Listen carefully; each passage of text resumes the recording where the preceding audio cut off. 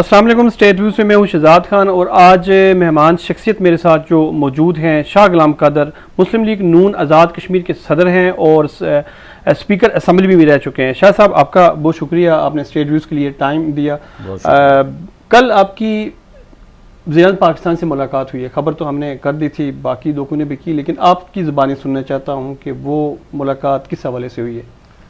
उनसे काफ़ी दिन पहले उनका एक दौरा था बाग का, दानिश स्कूल के संग बुनियाद रखने के लिए, लेकिन मौसम की ख़राबी के बायस नहीं तशरीफ़ ला सके। तो मैंने कोशिश की कि उन तक बात पहुंचाई जाए। बहुत सारी बातें ऐसी हैं जो उन तक पहुंचाने की हैं, तो ख्याल था कि बाग में उनसे बात हो जाएगी, तो नहीं हो सका। फिर मैं बजट इजलास में मसरूफ़ रहा और असम्बली का इजलास और नीलम में भी रहा। तो वापस आया तो उनको मैंने रिक्वेस्ट की थी कि जी मैं आना चाहता हूँ।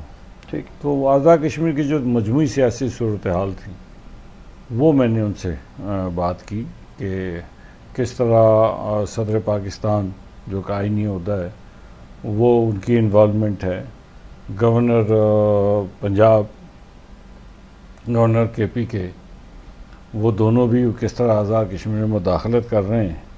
हमारे वज़ीर उमूर कश्मीर अमीर मुकाम साहब जब तशरीफ़ लेकर गए थे तो उस वक़्त उन्होंने हमें ये किया था कि जी एतराज़ किया। फिर राना सनाउल्लाह साहब जब गए इस जंग के बाद, पाक भारत जंग के बाद, तो उसके ऊपर भी उन्होंने बहुत एतराज़ किया पीपल्स पार्टी ने जी। तो मैंने ये सारी सूरत हाल और वहाँ पे उनको मैंने गुजारिश की कि आज़ाद कश्मीर में मुस्लिम लीग की क्या सूरत है। वो उन्होंने इत्मीनान का इज़हार किया कि मेरे पास जो इतलात हैं उसके मुताबिक आज़ाद कश्मीर में मुस्लिम लीग नून जो है वो एक सबसे मुनज़्ज़म जमात भी है और बेहतर पोजीशन में है, बड़ी जमात है।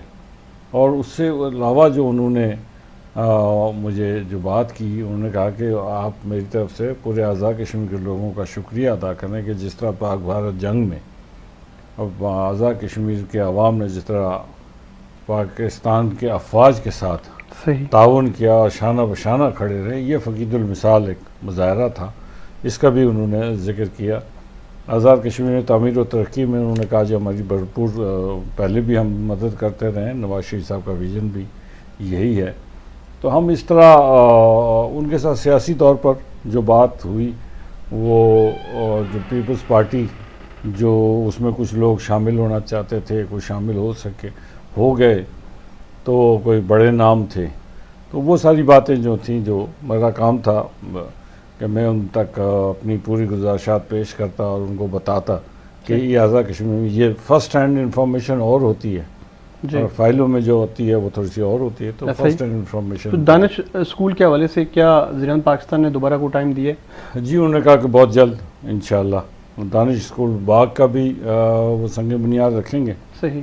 नीलम का भी इंशाअल्लाह ताला एक महीने के बाद इंशाअल्लाह ताला नीलम का। शाह साहब, आपकी इस बात से एक सवाल बनता है कि एक तरफ आप जो है उनसे बात की कि जो पाकिस्तान के अंदर आज़ाद कश्मीर जो पीपल पार्टी आज़ाद कश्मीर वो एक्टिविटी कर रही है, उसमें सदर पाकिस्तान शामिल हैं या बिलावल भुट्टो, लेकिन दूसरी तरफ अमीर मकाम या राना सनाउल्लाह वो भी तो उसी दौड़ में ही हैं, मतलब वो मुस्लिम लीग नून को सपोर्ट कर रहे हैं। तो क्या ये सारी चीज़ें बराबर नहीं है? फिर देखें, दो मुख्तलिफ चीज़ें जी।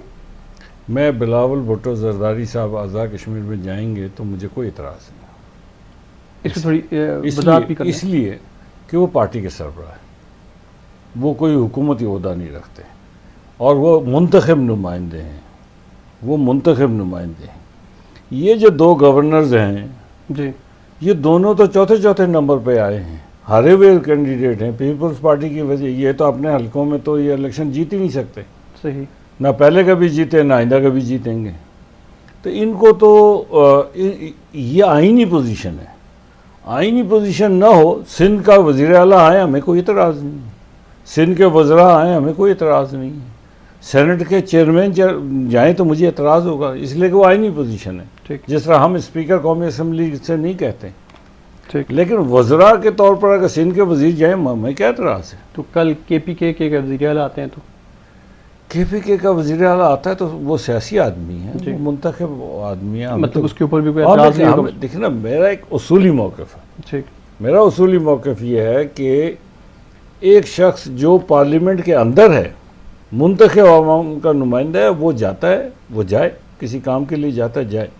लेकिन एक आदमी जो सिर्फ आईनी पोजीशन में है, आईनी पोजीशन गवर्नर है पंजाब का, वो पंजाब में उसको सबके साथ बराबर का रवैया रखना पड़ेगा, वो किसी पार्टी की नुमाइंदगी नहीं कर सकता। ठीक है। जो पंजाब में करने की बजाय वो बार बार आज़ाद कश्मीर के मामला में मुदाखलत करता है, पंजाब का गवर्नर, KPK का गवर्नर, शाम को इस्लामाबाद, वो अपने सूबों पे तवज्जो दें।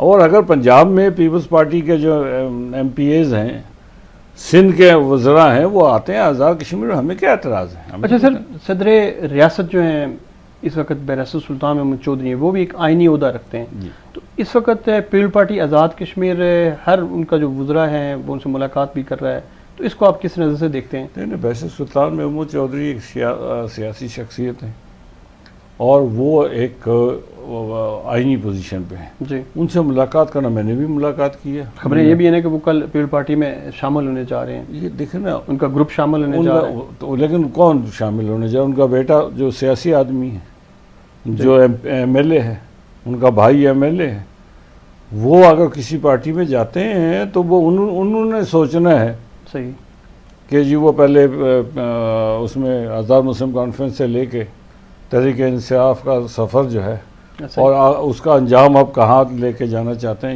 ये तो अब उन्होंने सोचा, हमने तो नहीं सोचा। अच्छा, पीपल्स पार्टी आज़ाद कश्मीर में सियासी शख्सियत शामिल हो रही हैं, मुलाकातें हो रही हैं, तो मुस्लिम लीग नून आज़ाद कश्मीर क्या हिकमत अमली बना रही है? हमारी तो बड़ी सिंपल सी हिकमत अमली है। मैंने आज हमारे समानी से लोग आए हुए थे, तो हमारी वफद था, उनसे मैंने बात करते हुए कही है कि मुस्लिम लीग में हम अपने कारकुनों की कुर्बानी देकर किसी को टिकट नहीं दे सकते। हमें अगर कोई शामिल होना चाहते 100 बिस्मिल्लाह, जो नज़रियात की बुनियाद पे आए, लेकिन किसी शर्त के बगैर मशरूत हम किसी को शामिल नहीं कर सकते। और दूसरा ये है कि हम कारकुन जो है, किसी पार्टी का कारकुन है, कोई सियासी कारकुन है, हम उनको दावत देते हैं, जो हमें मिलता है हम उसको दावत देते हैं कि आप हमारे साथ आएँ। लेकिन पैसे के बलबूते पे अगर कोई हमें मरगूब करने की कोशिश करे तो आज़ाद कश्मीर के गयूर आवाम को हम वो पैसे वालों के हत्थे नहीं चढ़ने देंगे। अच्छा sir, budget Azad Kashmir assembly में पास होता है, आपका एहतजाज है कि एक दिन में ही बजट पेश होता है, पास होता है। हम इसके बरक्स अगर वफाक की बात करें, पंजाब की बात करें, तो बाकी सूबों की बात करें, वहाँ बजट पेश होने के बाद गुज़श्ता रोज़ भी बहस मुबाशरा होता रहा। तो क्या ये तरीक़ाकार ठीक था? इसमें एक्ट हमारा क्या कहता है, रवायात क्या कहती हैं? देखिए ना, असम्बलियाँ चलती हैं, उसके आइन के ताबे कवायद इंज़बात कार बनता है, रूल्स ऑफ बिजनेस बनता है जी। और उसके बाद रवायात, प्रेसिडेंट्स जिसको अंग्रेज़ी में कहते हैं, उसमें रवायात और कवायद इंज़बात कार के तहत ये है कि जिस दिन बजट पेश होता है जी, उसके बाद बजट को पढ़ने के लिए और उस पर बहस के लिए 2 दिन का वक्फा किया जाए। हमारे रूल्स में भी यही है, एक्ट में ये चीज़ मौजूद है। एक्ट में नहीं, रूल्स ऑफ बिजनेस में। और उसके बाद 4 दिन स्पीकर की जिम्मेदारी होती है, कम से कम 4 दिन वो बहस करवाता है और उसके बाद फिर कट मोशंस होते हैं। फ़र्ज़ करें मुझे अगर वजारत इत्तलात के जो फंड्स हैं, मैं समझता हूँ कि ये ज़्यादा रखे गए हैं या कम रखे गए हैं, तो मैं वहाँ कट मोशन दूंगा ताकि उस पर बहस हो और मैं उसके ऊपर अपना मौक़िफ़ टू दी पॉइंट मौक़िफ़ दे सकूँ। मौजूदा हुकूमत ने जो बजट पेश किया, उस दिन उन्होंने कोशिश की कि हम बुलडोज़ किया जाए और वो अक्सरियत की बुनियाद पे। मैंने खड़े होकर कहा कि जी आपको क्या जल्दी है, सही, आप क्यों एक दिन में पास करना चाहते हैं, उसकी वजूहात हमें बता दें। अगर कोई ऐसी कोई जंग की सूरत हाल है, खुदा न खास्ता कोई ऐसी परेशानी की सूरत हाल है, तो हमें कोई इतराज़ नहीं। साहब याद होगा पिछले साल भी यही हुआ है। सर मैं आपको आता हूँ उस पर जी। लेकिन उन्होंने हमारी बात जब नहीं सुनी तो हम उसमें फिर शरीक नहीं हुए, हम उठ के बाहर चले गए। मैं और राजा फारूक हैदर साहब उठ के बाहर चले गए जी कि भाई इस अमल का हम हिस्सा नहीं बनते हैं। मेरी समझ से बालातर है कि उनको इसकी ज़रूरत क्या पड़ी।